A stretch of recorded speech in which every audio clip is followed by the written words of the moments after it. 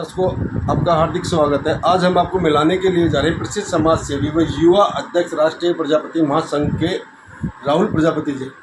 राहुल जी, आपका हार्दिक स्वागत है। सर, जो आपका माटी कला बोर्ड है, इसके लिए क्या कहना चाहते हो कि सरकार, अब तो नई सरकार बन गई, भाजपा भी तीसरी बार मोदी सरकार बने, अपने दिल्ली के अंदर 7 सांसद बड़े बहुमत से जीते हैं, प्रचंड बहुमत से जीते हैं, तो क्या आपका माटी कला दिल्ली प्रदेश में हमारी काफ़ी पुराने समय से मांग चलती है कि माटी कला बोर्ड संवैधानिक दर्जे के साथ बना है। संवैधानिक दर्जा देकर माटी कला बोर्ड को बजट दिया जाए ताकि हमारे प्रजापति समाज का उत्थान हो सके, जो हमारा गरीब तबका है उसको रोजगार मिल सके और हमारे प्रजापति समाज को भी एक नई दिशा मिल सके।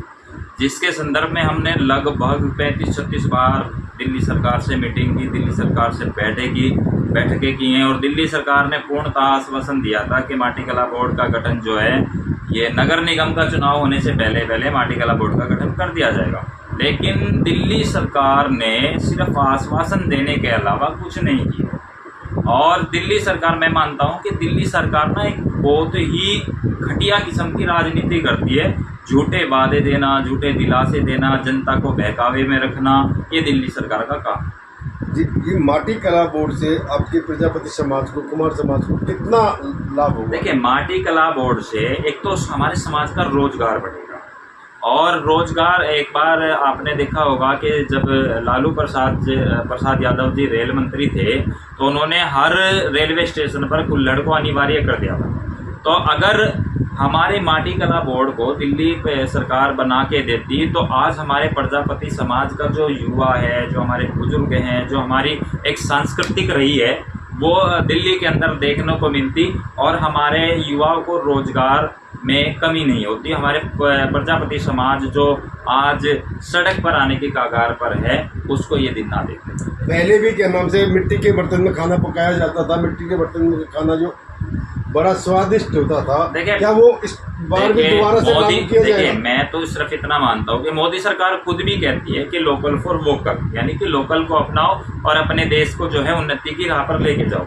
लेकिन मुझे उसका कुछ असर जो है देखने को नहीं मिला, क्योंकि ये प्राचीन संस्कृति रही है हमारी प्रजापति समाज की। क्योंकि आज आपने देखा होगा, इंसान का जब जन्म होता है, जन्म से लेकर मरण तक मिट्टी के बर्तनों का इस्तेमाल होता है। क्योंकि जब इंसान का जन्म होता है ना, जन्म होने के बाद भी जब उनका कुआं पूजन होता है, कुएं पूजन पे भी वो मिट्टी की मटकी लेकर कुम्हार के घर से जाया जाता है। जब शादी विवाह होता है तब भी चाक पूजन किया जाता है, जो भगवान की स्वयं प्रजापति समाज को देन है, जो ब्रह्मा जी के द्वारा, भगवान शंकर के द्वारा और भगवान विष्णु के द्वारा प्रजापति समाज को दिया गया था। और ब्रह्मा जी ने खुद ही हमारे दक्ष प्रजापति महाराज को सृष्टि का पहला राजा बनाया था। बहुत सी ऐसी बातें हैं जो इतिहास शास्त्र प्रजापति समाज के बारे में बताते हैं, लेकिन आज वो विलुप्त होती जा रही है हमारी संस्कृति। ये बड़ा ही हमारे समाज के साथ, हमारे युवाओं के साथ बड़ा ही एक भद्दा मजाक किया गया है इन सरकारों के द्वारा। किसी सरकार ने अभी तक हमारी कोई सुनवाई नहीं की है।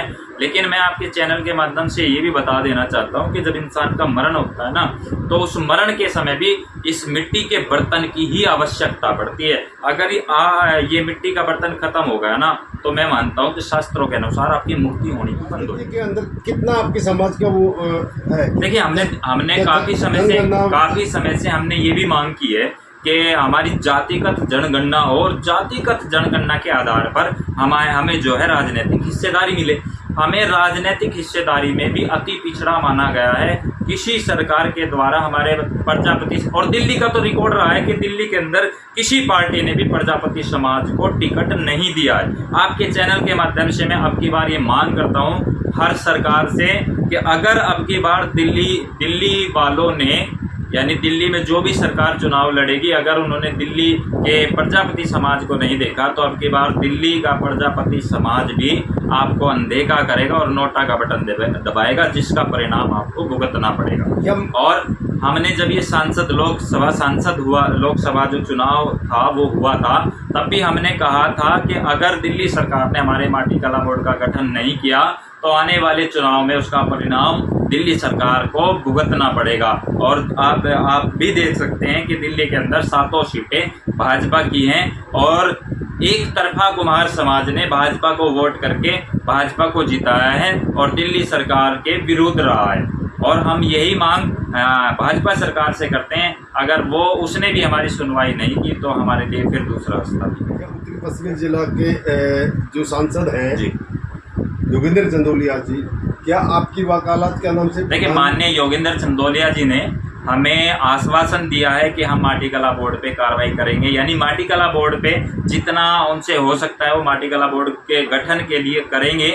और अभी कुछ दिन पहले भी हमारी उनसे चर्चा हुई थी इस मुद्दे पर, तो उन्होंने आश्वासन दिया कि हम इस पर कार्रवाई करेंगे। अब देखना ये होगा कि वो कार्रवाई कहाँ तक होती भी है या नहीं होती है। अगर क्या नाम से भारत सरकार आपकी नहीं सुनती है तो इस पर क्या आप? देखिए, मैं सिर्फ आपके चैनल के माध्यम से एक ही बात कहूँगा कि हम सृष्टि के, भगवान ने भी हमें सृष्टि का पहला राजा बनाया था और हम कुम्हार हैं, प्रजापति यानी कुम्हार, हमें शुद्ध भाषा में कुम्हार कह देते हैं। हम मिट्टी के बर्तन को गूंद के ना उसका आकार बदल देते हैं और ये तो फिर भी सरकारें हैं। अगर इन्होंने हमारी सुनवाई नहीं की तो ये प्रजापति समाज सड़कों पर आकर इन सरकारों को सबक सिखाने का काम करेगा और इनके लिए ना एक यज्ञ करके इनको जगाने का काम करेगा। दर्शकों, मैं बताना चाहता हूं कि राहुल प्रजापति युवा अध्यक्ष राष्ट्रीय प्रजापति महासंघ के हैं और ये काफ़ी संघर्ष कर चुके हैं माटी कला बोर्ड के लिए और सरकार को अवगत भी करा चुके हैं बार बार। और इस बार भी सरकार ने अगर नहीं सुनी तो धरना प्रदर्शन करके